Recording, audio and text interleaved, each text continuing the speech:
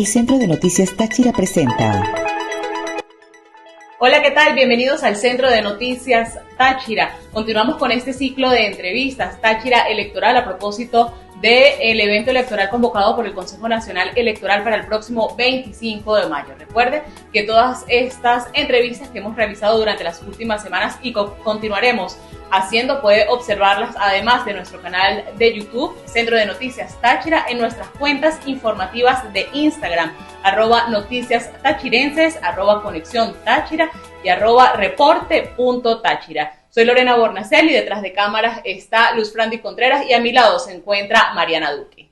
Saludos a todos. Hoy en Táchira Electoral estaremos conversando con el diputado del Consejo Legislativo del Estado Táchira por la plataforma unitaria, Heriberto Labrador. Vamos a conocer con él un poco sobre la posición de este sector de la política venezolana sobre este proceso electoral del 25 de mayo. Bienvenido, diputado. Muchas gracias de nuevo me den la oportunidad de hablar de nuevo al Táchira por estos medios que están copando la escena, ¿no? Ustedes han logrado permear en toda la sociedad tachirense y estos programas son muy vistos y por eso agradezco que me hayan invitado. Por cierto, mire, hoy es un día muy importante porque es el día de la radiodifusión, que se cumplen 99 años del primer programa de radio y vengo saliendo de la sesión donde logramos, y perdonen que me desvíe un instante, Adelante. Logramos llevar una propuesta para que Radio Mundial sea declarada Patrimonio Cultural del Estado Táchira, en ocasión hoy de la radiodifusión. Entonces quiero dar esta primicia para que ustedes la tengan, de que Nelson próximamente vamos a visitarlo para entregarle entonces esa aprobación por parte del Consejo Legislativo. Qué buena noticia, ¿no? Sí. Porque, bueno, sabemos la lucha que ha tenido Nelson para mantenerse allí con Radio Mundial. Y el espacio tan importante para la libertad de expresión de no solo de Táchira, sino de Venezuela. De Venezuela. Diputado, ya entrando en materia política, ¿cómo es o cuál es la posición de la Plataforma Unitaria Democrática, usted que forma parte de este grupo de dirigentes políticos, sobre las elecciones del 25 de mayo, concretamente porque la no participación?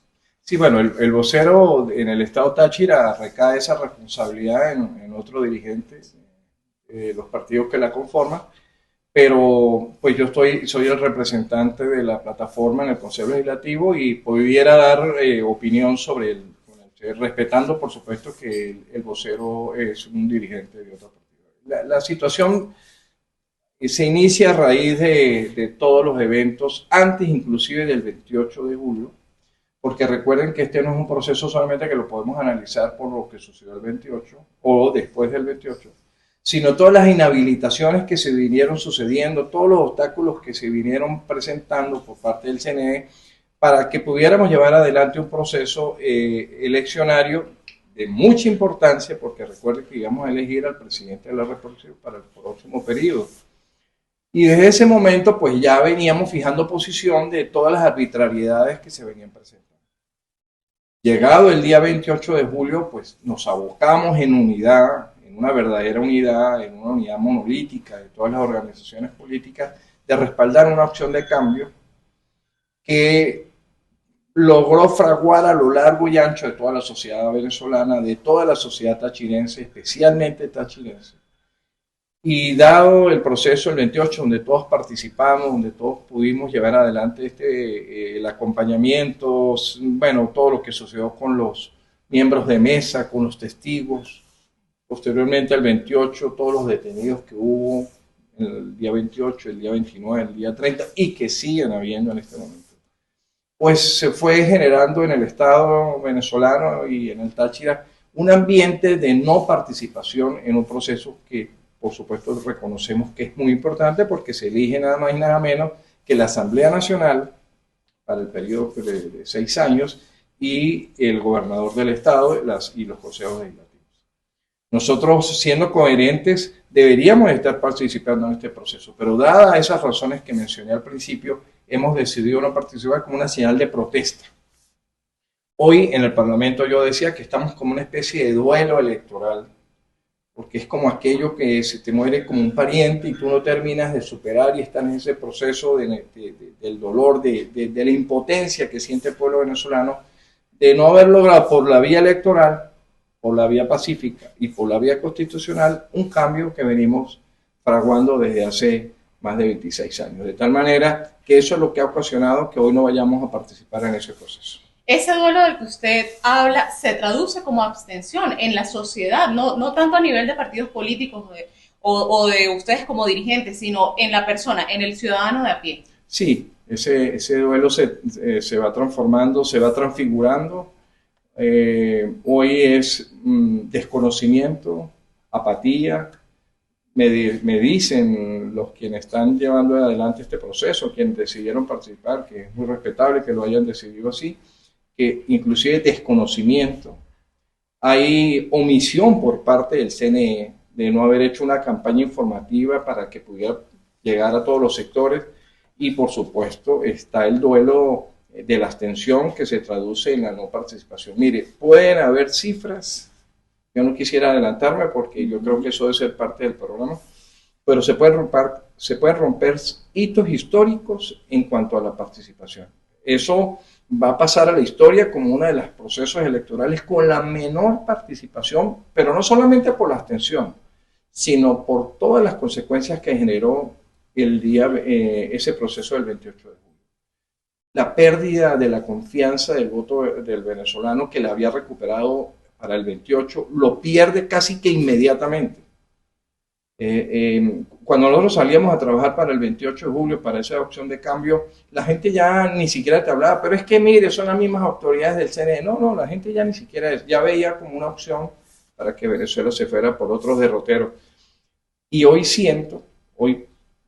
tengo el pálpito de que el pueblo venezolano vuelve a caer en ese vacío de sentir que no hay confianza en las autoridades que llevan adelante este proceso electoral que está apenas a una semana o unos días de llevarse adelante. Diputado, ayer el coordinador nacional de Gana decía que de acuerdo con una encuestadora nacional, la participación pudiera estar en el 18%. ¿Cree que es así? ¿Se mantendrá así o será menor, será mayor? Dicen que en San Cristóbal no puede llegar al 10%. El promedio del Táchira puede estar en el torno del 14 al 15, pero yo no tengo una bolita mágica como para poder determinar eso.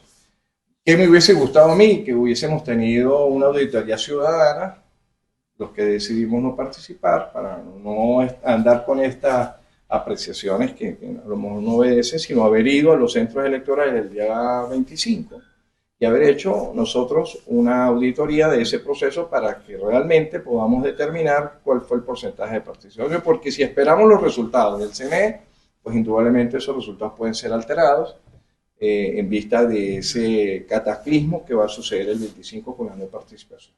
Ahora, diputado, ¿cuál es el resultado de no participar? Porque usted dice, es una elección muy importante en la que se escogen gobernadores, diputados de la Asamblea Nacional, diputados del Consejo Legislativo. Igual va a haber una elección, igual, imagino, el CNE va a juramentar a un gobernante, sea quien sea que quede allí.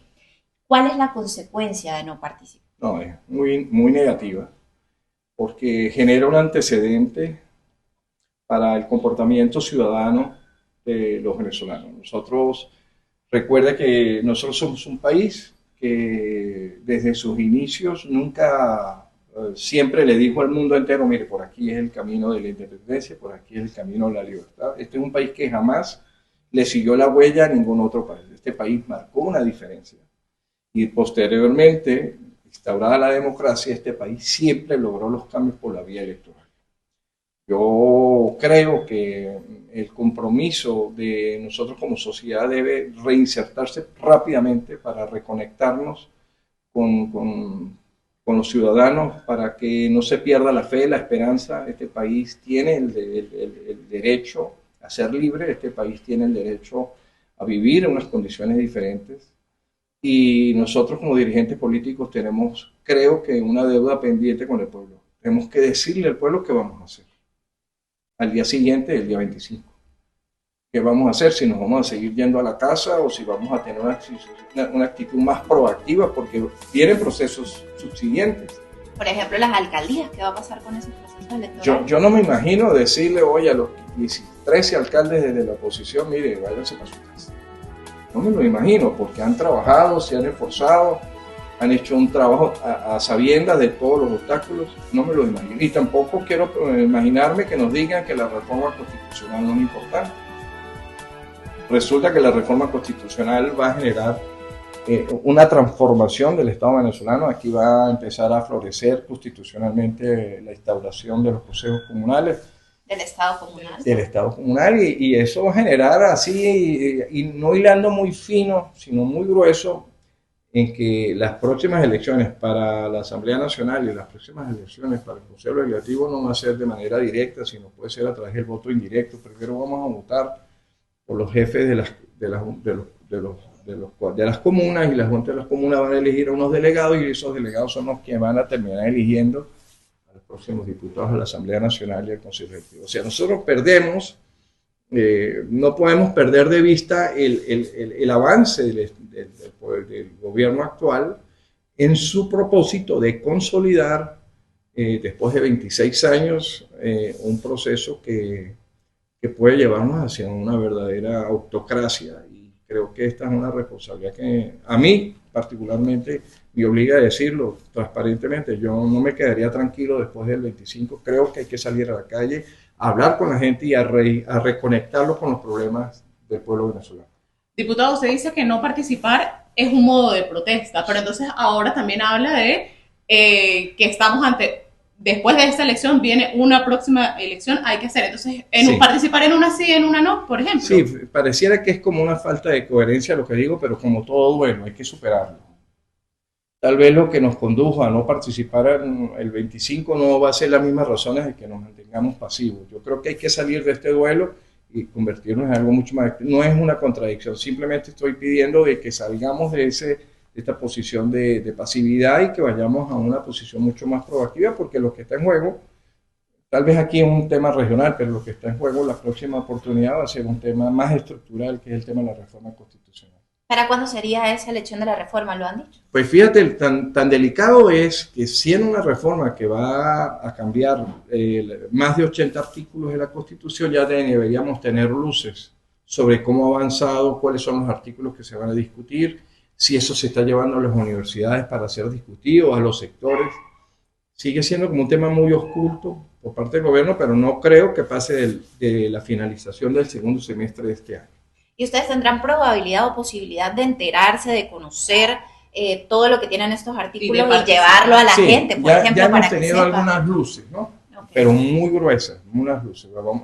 Ya hablaba yo del Estado comunal, por un lado. Hablaba de la posibilidad de que en Venezuela empiece. Ustedes han visto que últimamente han habido elecciones para seleccionar cuáles son los proyectos sí, que se desarrollan en las comunidades. Entonces, esos tipos de gobierno que se van a ir instaurando a nivel de la Constitución. Y hay un elemento que por lo menos a mí me parece que es fundamental en las preguntas o en los artículos que se van a redactar. Por lo menos yo creo que deberíamos haber analizado el tema de eliminar de la Constitución la no reelección o la reelección indefinida. Si hubiésemos ido a un proceso de la Asamblea Nacional, voy a poner entre comillas esto, pues hubiésemos discutido el hecho de que en Venezuela las reelecciones no sean indefinidas y que haya una modificación de ese artículo. Pero no, creo que vamos a tener que hacer una avanzada, vamos a tener que ir a más a profundidad, porque 80 artículos y apenas conocemos que van a ser lo que he mencionado, lo del tema constitucional referente al Estado comunal y con respecto a la dirección exclusiva del presupuesto hacia esos sectores que ahorita últimamente hemos visto en las elecciones y ni siquiera sabemos cómo es la participación ahí, porque ustedes a lo mejor lo notan, ustedes van a esas elecciones, pero yo no sé los resultados de cuánta es la participación. Yo la veo muy baja, sin embargo ahí es donde se están tomando el 80% de las decisiones para dónde van los presupuestos y a dónde van los recursos. ¿Y eso cómo se traduce? ¿En mayor centralismo, en más retraso en la realización de las obras o de solventar los problemas de las comunidades? No, pues pareciera que eso es un proceso de descentralización indirecta, pero está totalmente politizado, está totalmente coactado por el régimen, por los representantes comunales, que la mayoría también fue una pelea que abandonamos, porque cuando vino la selección de los gobiernos comunales, Nosotros no asistimos a esas elecciones y donde asistimos, la mayoría de las que asistimos las ganamos. Es que curiosamente, donde participamos ganábamos, pero posteriormente pues no logramos llenar todos los espacios y terminaban quedando en manos del gobierno. Entonces, yo creo que es un proceso de descentralización indirecto, porque no es que sea totalmente democrático, sino que sigue bajo el control estricto del régimen que actualmente maneja el país. Tiene la plataforma unitaria, digamos la plataforma unitaria, pero quien se quiera unir a ese proceso, ¿cómo llegar a las comunidades e informar sobre lo que va a ocurrir con esa elección? Porque, diputados, si varios han denunciado, los mismos candidatos que hoy están en la contienda electoral, que hay desinformación, que la gente no conoce sobre esta elección regional, ahora qué puede pasar también de este otro lado, y más cuando usted mismo lo dice, nosotros no estamos, o digamos, toda la plataforma en la calle informando a la gente y haciendo lo que se debe hacer. ¿Hay capacidad para como que reconstruir eso y llegar a las comunidades? ¿De qué manera? Sí, yo creo que el liderazgo de María Corina sigue siendo muy fuerte. Ella tiene que incidir en esa toma de decisiones. Creo que todavía esa capacidad de movilización que demostramos el 28 de julio puede ser articulada. Creo que está siendo articulada para esos eventos posteriores al 25. Por supuesto que va a depender mucho de la decisión que ella tome, de la decisión que tome la plataforma unitaria. Creo que es necesario urgentemente la reorganización de la plataforma en torno a la reunificación de los partidos políticos. Esta diatriba que estamos viendo en los candidatos, que eso es un tema que a lo mejor tocamos, sí, no puede permear hacia esta oposición. Nosotros tenemos que demostrar mucha más seriedad en el manejo de esta situación y tratar de horizontalizar la toma de decisiones. Es decir, que si al Estado Táchira le hubiesen dado la oportunidad de tomar más decisión en cuanto no o sí participar en estos procesos que vienen, creo que deben tomarse en cuenta la opinión de los dirigentes en el Estado Táchira. No hubo ningún tipo de consenso, de encuesta o de consulta o de escucha a las regiones. No, a mí me da la impresión que eso fue una decisión vertical. Y creo que la experiencia nos ha enseñado que horizontalizar la toma de decisiones va a recibir el acompañamiento de la gente. Creo que, fíjense, las elecciones fueron muy claras. El estado con el mayor índice de participación para el 28 de julio fue el estado Táchira. El estado Táchira en este momento movilizamos cerca de 500,000 de personas. Eso es una cifra histórica. El Estado Táchira, cuando decide cambiar, cuando decide tomar una decisión de participación, lo hace, convencido de que es un método de cambio. María Corina tiene sobre sus hombros la responsabilidad de seguir adelante con este proceso de transformación. Yo no conozco ningún cambio en ninguna parte del mundo donde seamos intermitentes en el proceso de cambio. Tenemos que ser constantes y la lucha debe ser permanente. Fíjese la iniciativa de los estudiantes en las universidades. La manifestación que hubo de la UCB, puertas adentro de la UCB, donde hubo una manifestación. Nosotros debemos mantenernos en esa constante de exigir a través de esas protestas pacíficas los cambios, porque es muy fácil ganar por forfeit. Para que haya una pelea tienen que subirse dos al ring. Y nosotros tenemos que ganar este cambio, esta transformación con esfuerzo, con trabajo constante. Hay muchos dirigentes que tuvieron que salir del país, hay muchos dirigentes, por lo menos, mire, un tema que me tiene muy preocupado. ¿Cómo no se puede estar negociando en este momento la salida de los presos políticos? Hay más de 1.000 personas todavía detenidas post las elecciones del 28 de julio. Detenidos postelectorales. Bueno, eso se debió haber negociado y se tiene que estar negociando para que se logre la libertad rápida. Ya van a cumplir un año, apenas dentro de ¿cuánto? ¿Un mes y medio? Sí. Ya van a tener un año privados de libertad. Yo abogo porque se esté negociando, se esté llevando un proceso para lograr la plena libertad de esa gente. Esa gente no se le puede dejar en el olvido. Ni tampoco puede ser utilizada como instrumento electoral para aisladamente lograr la libertad de 2 o 3. Bueno, eso debió haber sido una estrategia, pero tenemos que lograr que muchos de nuestros dirigentes, inclusive que no están detenidos, pero que se tuvieron que ir del país, se le vuelvan a restaurar sus derechos políticos, sus derechos electorales. No podemos hacer política como desde la oscuridad, tenemos de los calabozos, donde se le cayó la voz a más de 1000 personas, o desde la clandestinidad, donde muchos tuvieron que recurrir. No es poca cosa, además, los números después del 28 de julio. Estamos hablando de más de 1000 personas detenidas en el contexto postelectoral. Hace días leía el informe del Observatorio de Migración Venezolana, que ya la migración venezolana, ellos la ubican en 9.1 millones de personas. Es decir, un salto enorme en comparación con las cifras que veníamos trabajando en los meses anteriores. En muy poco tiempo. En muy poco tiempo, o sea, en ese proceso postelectoral. Y esa cifra, el incremento de esa cifra tiene que ver, uno, con esas personas que tuvieron que salir huyendo, que por seguridad, por resguardo, prefirieron salir, y también por la misma gente impulsada por ese duelo del que usted habla. Es decir, ya, se acabó el 28 de julio, no, me prefiero irme para garantizar, no sé, tener una mediana calidad de vida, juventud y demás, ¿no? Y la libertad. Estamos luchando contra 3 monstruos, decía Cervantes en el libro Sancho. Es muy importante, es un Quijote, decía. Estamos luchando contra 3 cosas. Contra el miedo, estamos luchando contra la ignorancia y contra la injusticia. La injusticia por todas esas personas que están detenidas por haber hecho el trabajo de ir a las mesas electorales, a resguardar las actas. Contra la injusticia que evita que esas personas tengan derecho a tener un abogado, sino que se les asigna su abogado, no tienen derecho a tener contacto con su familia. Luego, desde el punto de vista del desconocimiento, de la ignorancia, porque vemos que hay sectores que decidieron participar sabiendo que van a un callejón sin salida, sabiendo que el gobierno va a determinar cuáles son las cuotas que va a entregar, cuáles son los estados que pudieran negociar. Y tercero, que es una de las cosas que me parece muy grave, el miedo. El miedo te paraliza, el miedo no te permite actuar y decir las cosas como las sientes o lo que estás pensando hacer, porque te paraliza.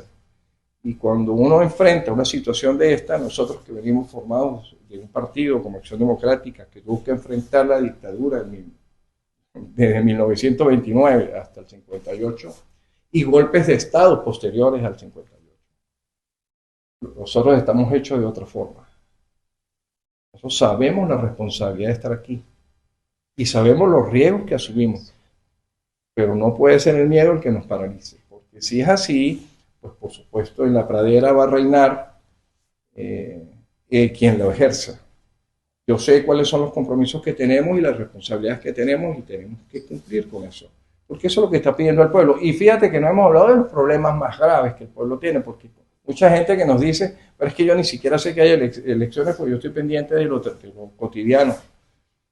Pero es nuestro deber como dirigentes políticos informar a la gente que para resolver esos problemas cotidianos que lo tienen tan ocupado y tan preocupado, hay que hacer un cambio democrático por la vía pacífica del actual sistema de gobierno. Digamos que usted aquí en la entrevista ha hecho una autocrítica de las acciones de la misma plataforma, ¿no? O así lo percibo. Diputado, pero ¿cómo hacer más allá de la dirigencia política para llegarle a esa gente que tiene el duelo electoral, pero que más allá de ser un duelo electoral también tiene miedo, pero que más allá del miedo se siente abandonado? Porque en la calle se escucha a la gente decir, ok, yo no estoy con esto, no estoy con aquello, pero siento que estos también me abandonaron. Sí. Entonces, ¿cómo hacer para convencer, para que se vuelvan a animar? No, creo que a partir del 25 hay que activarse, vamos a ir a los sectores como siempre lo hemos hecho. Esa es una pregunta muy importante porque es lograr la reconexión con la gente. Y hablábamos hace unos minutos de eso. O sea, tenemos que ir a hablar con la gente, decirles que el camino, la esperanza no se pierde, que la lucha continúa, que lo que sucedió el 28 tiene que seguirnos sirviendo como ejemplo para seguir luchando, que cuando nos organizamos de manera cierta, sincera, honesta por el cambio, se logran los objetivos. No va a ser una tarea fácil, porque han pasado, como te digo, 9, 8 meses de esto. Y hubo una desconexión ahí en ese momento. Pero es una tarea de todos, no solamente de la plataforma, sino inclusive de los ciudadanos, reconectarse con los problemas políticos del país, no con los problemas sociales y económicos. Porque los padecemos Los todos Los padecemos siempre. todos. Vamos a reconectarnos con los temas políticos, que ya eso de que quién va a ser el próximo gobernador del estado Táchira, bueno, voy a decir algo, que al 80% de la gente en el estado Táchira no le importa quién sea el próximo gobernador del estado Táchira, para mí es muy grave. O sea, pues sí, yo podría ganar con apenas el 15, o sea, sí, pero yo no me sentiría que tengo la representación de la inmensa mayoría del estado Táchira. Eso es como, bueno, ser rey como de un sector que es vacío. Yo quisiera que en algún momento tuviera alguna aspiración, bueno, recoger la intención de voto de la inmensa mayoría del tachirense, porque allí es donde va a estar el respaldo de mi gestión. Si no, yo voy a andar por un camino como gobernador y el pueblo va a andar por el otro. Hay algo que usted dice que es importante reconectar con la gente, que no es una tarea fácil, no lo es, pero es segura. Por ejemplo, para los dirigentes políticos, ¿es realmente seguro volver a las comunidades, volver a hacer asambleas, volver a hacer un casa a casa? Señora, mire, vamos a hablar, le voy a explicar, le voy a dar la cara después de lo que ha pasado. ¿Están esas condiciones de seguridad realmente dadas de acuerdo con todo el antecedente que tenemos después del 28 de julio? Sí, creo que mientras que no estemos al margen de la ley, mientras que estemos siendo todo apegado a lo que está establecido en la Constitución y de manera transparente, sin estar en ese... como con esa sensación de que estuviéramos haciendo algo ilegal, pues yo creo que es nuestra responsabilidad, bueno, sabiendo los riesgos que puede eso implicar. Hace poco empezó a activarse lo que se llama la puerta giratoria. Salieron 4 o 5 miembros de una embajada que estaban por más de 400, pero acaban de entrar nuevos, de nuevo. Pues bueno, esto es un riesgo que está implícito en esta actividad. Pero bueno, creo que mientras que estemos haciéndolo de manera transparente y legal, no creo que no haya otra cosa que no sea, sino pedirle a la gente que se reconecte, como decía, con los problemas políticos del país. Diputado, ¿qué va a pasar con este sector de la política venezolana, que usted lo comentaba hace rato, que es quienes están participando en este momento? Vamos a decir, Alternativa Democrática, pero ya no solo Alternativa Democrática, sino otros partidos que decidieron salir, participar por su cuenta, presentar sus candidatos, que algunos sectores los llaman alacranes, pero vamos a decir, son un sector de la dirigencia política. Después de esta participación, ¿qué va a pasar? Porque hay una fractura allí gigantesca que además pública, que algunos los ven como oposición, otros no. O sea, hay allí toda una diatriba. Sí, yo parto del principio de que tenemos que respetar el derecho de la persona a querer o no querer participar, ¿no? Así como se respeta el derecho que yo tengo de no participar en el proceso, pues yo debo respetar quien decidió hacerlo. Lo que pasa es que la gente que decidió participar, hablando de desconexión, se desconectó de un hecho histórico, que fue el 28 de julio. Creo que la gente pierde la perspectiva en ese momento cuando toma la decisión de no participar, de participar. Creo que en ese momento se marcó un antes y un después. El 28 de julio es una fecha muy importante para el pueblo venezolano, es muy importante para la ciudadanía venezolana. Entonces, estos sectores que decidieron participar están dejando a un lado algo que se rompió institucionalmente el 28 de julio. Es que seguir avanzando sin tener esos estándares institucionales que le permiten a usted avanzar desde el punto de vista como ciudadano, como político, dejar que esos vidrios se rompan y pretender avanzar sobre esos rotos, pues creo que lo que hace es, y están recibiendo la consecuencia de eso, es que pues, la gente no cree en lo que proponen ni creen en que ellos representen un verdadero cambio. Es decir, nosotros no podemos seguir avanzando en este proceso sin antes recoger lo que está roto. Y se rompió institucionalmente algo el 28 de julio. Y la sociedad necesita que eso se reconstruya, ese tejido social se reconstruya. No es simplemente avanzar por avanzar. Tenemos que reconstruirnos como sociedad, reconstruirnos como pueblo, como nación. Y esta gente que decidió participar decide avanzar sin tomar en cuenta lo que el pueblo venezolano está sintiendo, que fue ese fraude, que siente que se le defraudó, que tuvo la posibilidad de un cambio y no lo logró. Seguir avanzando sin que la gente sienta que eso no se logró, creo que es un flaco favor a la democracia. Usted habla ha tocado en reiteradas oportunidades la palabra duelo, que hay una gran parte de la sociedad que está en un duelo después del 28 de julio. El duelo tiene varias etapas, Sí. la negación, la negociación, la ira, la depresión y la aceptación. ¿En qué etapa del duelo está usted? Estamos en... Usted. Yo, Pues yo sé cuál estoy yo. no, yo creo que ya estoy en aceptación. Ok. ¿Y la sociedad en general?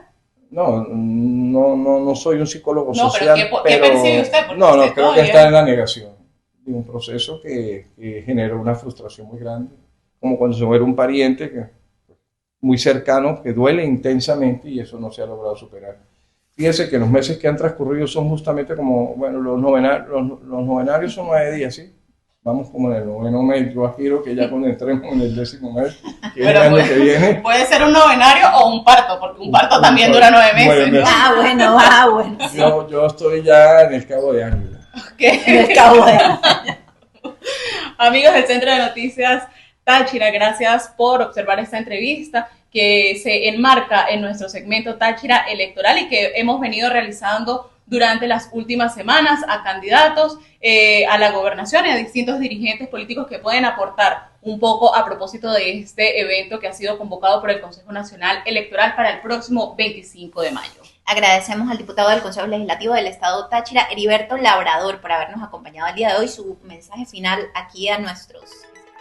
Bueno, mantener siempre la fe, este es un grandiosísimo pueblo, ir siempre de la mano de Dios, acompañados en este propósito y hasta el final lograr la libertad que es tan importante para nosotros. Gracias. Bueno, no olviden vernos en el Centro de Noticias Táchira, nuestro canal de YouTube, pero también en nuestras cuentas informativas, @deporte.táchira, Noticias Tachirenses, Conexión Táchira y también el Centro de Noticias Táchira en Instagram. Seguimos viéndonos.